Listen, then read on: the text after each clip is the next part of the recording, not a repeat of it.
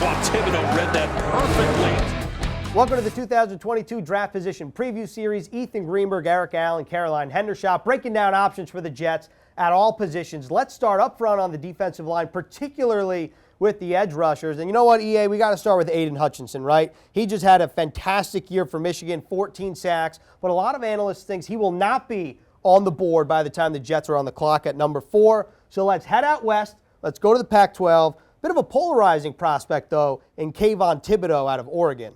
Yeah, but he's a fantastic athlete. 7 sacks last year for Oregon. I thought his best game came against UCLA. This is an LA native who went back at 4.5 tackles for loss, 2 sacks, and a forced fumble. He's an interesting guy, very smart, loves chess, and he considers himself a thinking man's player. Now, he's got a lot of power off the edge and speed that helps him get to the quarterback. Stout against the run as well. Over the course of his career, Thibodeau haunted offensive tackles in the Pac-12, but a lot of people have questioned his fire. He said, I've overcome a lot of adversity in my life. I wouldn't be in this position, potentially a top 5 pick, if I didn't love the game. It's going to be fascinating to see where he ends up, and he's just a fantastic talker.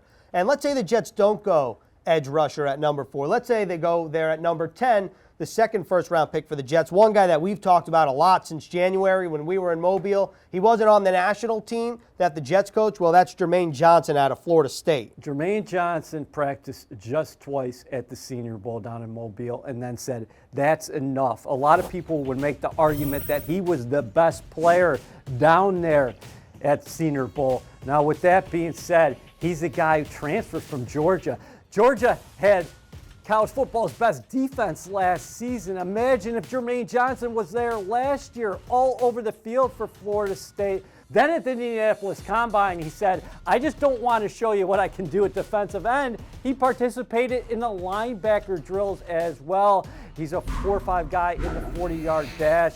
He performed well in all those drills, and he's going to interview well. Yeah, he's got a really good way about him, and he could be a viable option for the Jets at number 10. And one guy who was in that conversation was Michigan's David Ajabo, Aiden Hutchinson's teammate. But that tune has probably changed after he ruptured his Achilles during his pro day. And for more on his background, let's hear from Caroline, who's a fellow Wolverine. Ethan, you never want to see anyone get injured, let alone on their pro day. But let's first focus on David Ajabo's path to the NFL draft, since it has been anything but typical. Ajabo was born in Nigeria and moved to Aberdeen, Scotland at the age of 7, where he grew up playing basketball and soccer. Then he moved to Blairstown, New Jersey at 17 with the dream of trying to make it to the NBA. He also picked up track and field, a sport he had never tried, but would ultimately end up winning the 100-meter state championship at 225 pounds as a sophomore. That speed and size made football coaches take notice, and before he knew it, he had 35 different scholarship offers.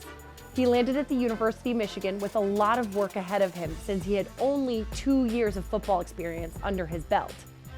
Entering the 2021 season as a junior, Ajabo had never started a game at Michigan, never had a college sack, and then had the season of a lifetime. Ajabo's 11 sacks were tied for 11th most in the country. His path the past 5 years has been rare, and if it's any indication of his future in the NFL, then Ajabo's injury is just another bump in the road. Caroline, it's just a tremendous story, and credit to Ajabo. Actually, he was teammates with Odafe Owe, the Ravens' first-round pick last year out of Penn State, and David Ajabo, when you take a look at the stats, not too shabby of a player himself. Yeah, he certainly broke out last season.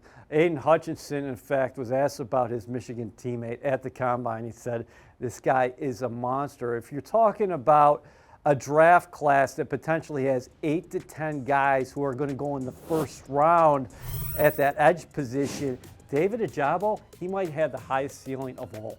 It's hard not to feel awful for Ajabo, and it'll be really interesting to see where a team feels comfortable drafting him. But to your point, it sure seems like he's just scratching the surface of his potential.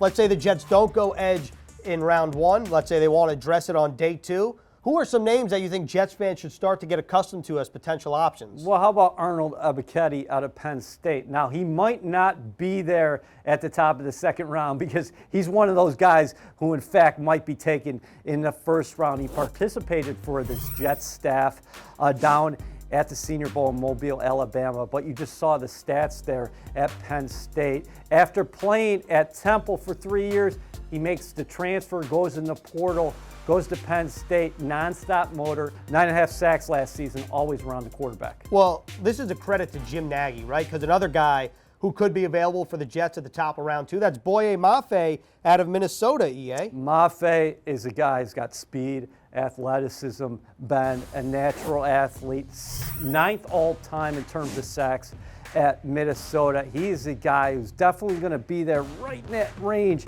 where the Jets are selecting in the 2nd round if they keep all 4 of their picks. All right, also, these are just names to watch, right? These are not any kind of indicator of who the Jets like. These are just a snippet of guys who could be available when the Jets select. And actually, Caroline, which pass rusher, or rather, where do Jets fans want to see a pass rusher selected for the team? So we reached out to Jets fans on Twitter and had them vote, and 64% of voters said they want to see a pass rusher chosen at number 4. Only the second highest vote was 19% of fans who said pick number 10. But let me tell you guys, we had a lot of fans replying and saying they want to see Kayvon Thibodeau with that number 4 pick. That's not surprising. Feels like a lot of mock drafts have Kayvon Thibodeau at least on the board for the Jets, if not selected by Joe Douglas. But I feel like we need to bring up another guy, potential top 5 pick after his performance in Indianapolis. Let's go back to Athens, Georgia. Teammate of Jermaine Johnson last year, Travon Walker. Yeah, Travon Walker, 6 sacks, but he was a defensive tackle last season for the Georgia Bulldogs. That team had the best defense in the entire NCAA.